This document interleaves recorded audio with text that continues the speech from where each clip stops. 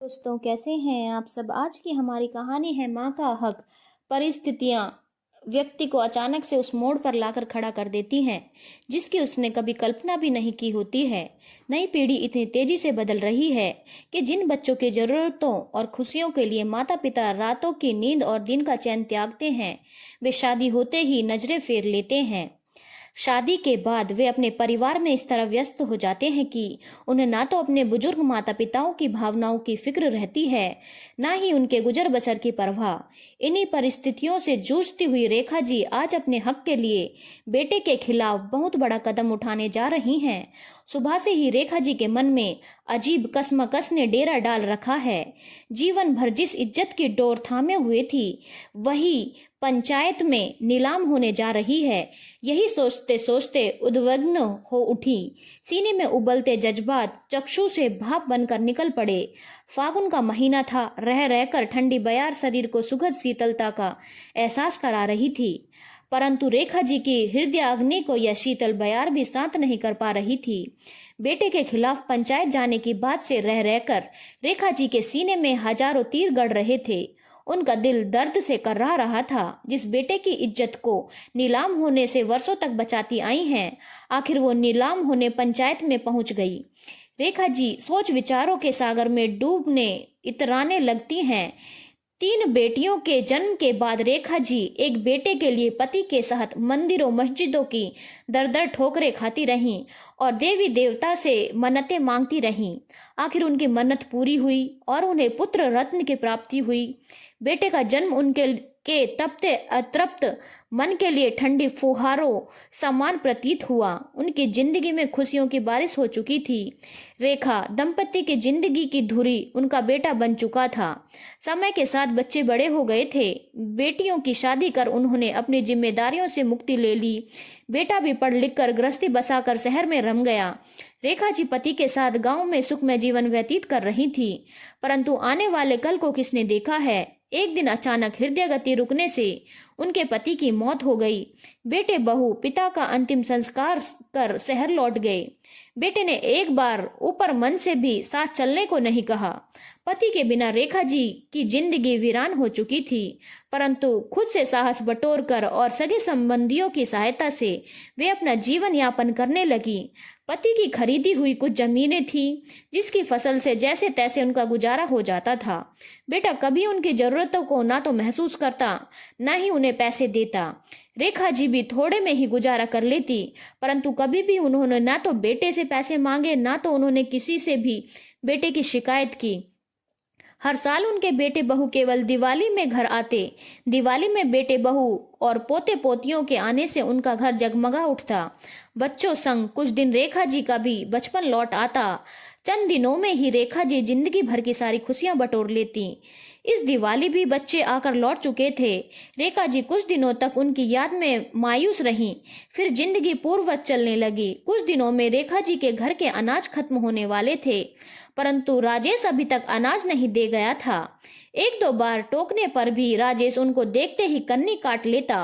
भेंट होने पर राजेश टालमटोल करते हुए कहता, माँ जी दे दूंगा। रेखा जी को कुछ कुछ आभास होने लगा था कि दाल में कुछ काला अवश्य है, परंतु उन्हें बेटे बहू की करतूत का जरा भी आभास नहीं था। आज घर में एक मुट्ठी भी अनाज नहीं था। पिछले कई दिनों से रेखा जी मानसिक अंतर्द्वंदों के झंझावतों से जूझ रही थी। जिस बेटे बहू की इज्जत को मान सम्मान के चादरों से पर्दा करके जी रही थी, आज वे उसी को बेपर्दा करने पर मजबूर हो गई हैं। उनके सब्र का बांध मानो टूट पड़ा हो। कभी भी उन्होंने बेटे से पैसे या अन्य चीजों की मांग रखी थी, बस उनके लिए 2 जून की रोटी ही काफी थी।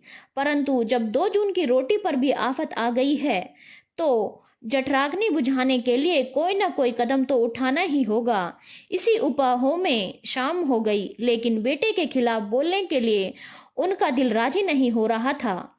उसी समय उनकी सहेली प्रीति ने आकर कहा, रेखा जल्दी से चलो, पंचायत बैठने का समय हो गया है। रेखा जी प्रीति तो मुझे तो शर्म आ रही है। पंचायत में बेटे बहू के खिलाफ कैसे बोलूंगी? प्रीति बोली, रेखा, अपनी जीविका के लिए किसी से भीख मांगने की अपेक्षा करत हक के लिए आवाज उठाना बेहतर है। रेखा जी अपनी सहेली के संग पंचायत रवाना हो जाती हैं। गांव में छोटी मोटी समस्याओं का निपटारा पंचायत द्वारा हो जाता है। शाम के समय पंचायत बैठने की तैयारी चल रही थी। आज रेखा जी की समस्याओं का समाधान होना था। पंचों तथा गांव के प्रतिष्ठित लोगों के लिए कुर्सियां लग चुकी थी। शाम के समय गांव का दृश्य बड़ा ही मनोरम हो जाता है। हरे भरे झूमते पेड़ पौधे, अपने घोंसलों की ओर कलरव करते पक्षियों के झुंड मनभावन दृश्य उपस्थित कर देते हैं। अपनी लाली समेटते हुए भास्कर भी पश्चिम की ओर अगस्त चलगामी होने को तत्पर है। पंचायत के बाहर पेड़ों पर पक्षियों का कलरव जारी है, मानो वे भी पंचायत द्वारा अपनी समस्याओं का निपटारा कर रहे हों।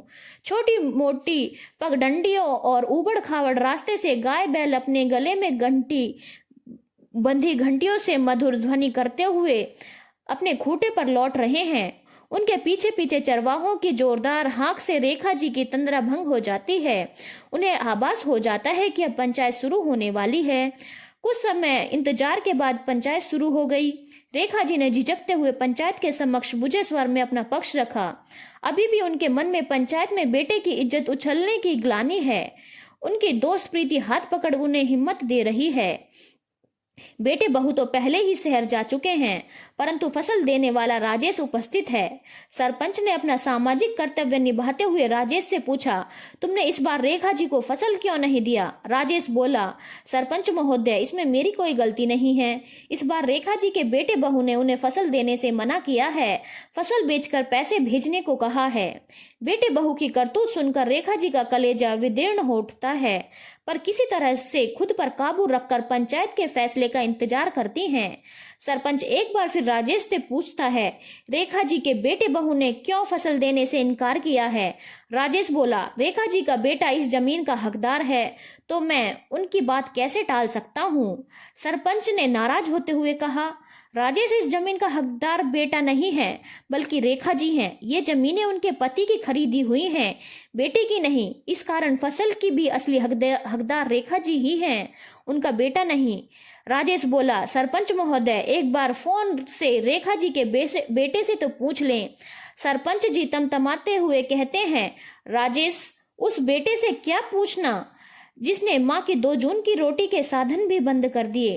पंचों की सर्वसम्मति से फैसला हो चुका है कि तुम आज ही रेखा जी के घर अनाज पहुंचा दो, और एक कठोर आदेश है कि रेखा जी के जीवित रहते जमीन और फसल उनके बेटे बहू का कोई हक नहीं है।